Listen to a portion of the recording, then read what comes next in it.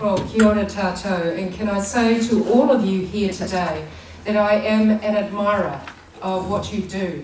And it is for that reason I accepted Liz Brown's invitation. I don't accept many invitations I get because running a specialist public law firm in New Zealand is rather grueling. And so I have decided that if I accept any invitation to speak, then it better be good, and that means I have to put a great deal of time. I accepted this invitation because the effectiveness of Ombudsmen and also of complaints bodies is an enormously important topic.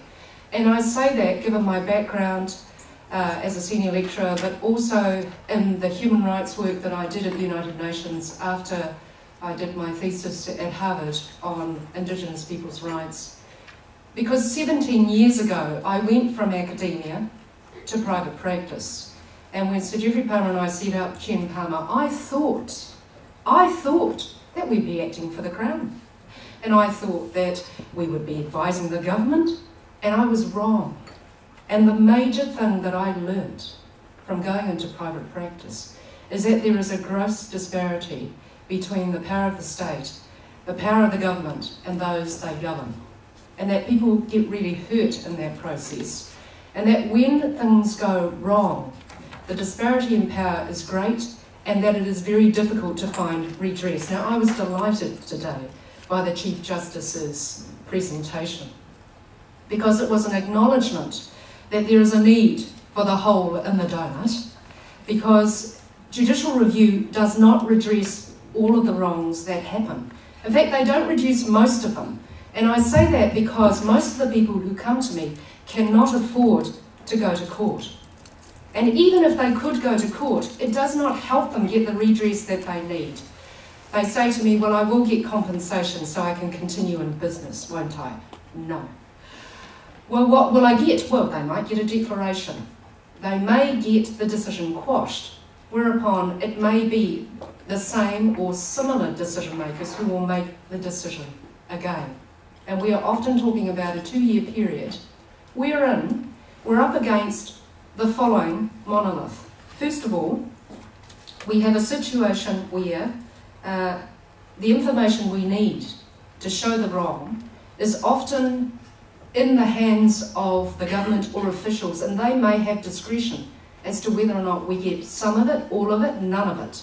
Secondly, biting the hand that feeds you. A lot of the people who come because they need the funding, or they need something else from the government decision maker. So they don't want a Pyrrhic victory, going too hard at the people so that those people never forget, because the empire always strikes back. Thirdly, I often find that by the time people come, and that is why one of the recommendations I've made is that we must give the Ombudsman a statutory function of education, is that they have no money left. They've been to a lawyer who said, I know, let's go to the court. Let's do judicial review. And of course they've lost. They have no money, they had the same problem. And I say, well, if you wanted your child back in school because of an unfair expulsion, why didn't you go to the Ombudsman? Who's that? And what I find is that although my clients often don't have any money, the Crown has very deep pockets. And quite often when I've gone to the Crown and said, look, I've got a poor person here who's clearly been munched. Something has clearly gone wrong. I've been said, so make my day, sue us. Well, they can't. And the difficulty is the Crown has very deep pockets, and if you sue them, they're up for the challenge. And even if you win, I have been in a situation where the Crown law then recommended that the law be changed, and the law was changed.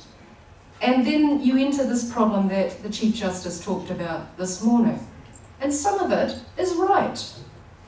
You often encounter a large amount of deference from the Crown for public institutions. I can remember a case I argued 6 years ago where the judge said to me, but I don't understand your case, Ms. Chen. I mean, you know, this is a statutory body. I mean, well, why do they need oversight? And I said, sir, that is the essence of judicial review.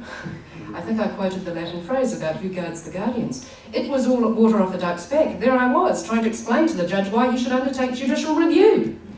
It's hard work, and I can quote you many cases. But what I'm really trying to do is no more than was summarised by Judge Anand Satyanath, that you heard from first thing this morning, when he wrote in 1999 in an address to Ombudsmen. It is quite possible nowadays for a citizen's right to be absolutely crushed by the vast juggernaut of the government's administrative machine in this age of a welfare state. Thousands of administrative decisions are made each year, and he goes on about the problems. So in the light of those problems, what have I found? Well, I want to tell you that I've found two things, which I think are both counterintuitive, and are known probably to everyone in this room, and very few people outside of this room. Part of the reason I'm speaking about this is because you heard from a past Ombudsman this morning, you heard from the Chief Justice from a court's perspective. I'm giving a user's perspective, because I am often told by Ombudsmen that as a person who runs a public law specialist firm in New Zealand, we are one of the biggest users of that office. And what I have discovered is twofold. That for many of these people, they will get no response from the public officials involved until the investigation kicks in, and they're contacted by the Ombudsman to say there's an investigation.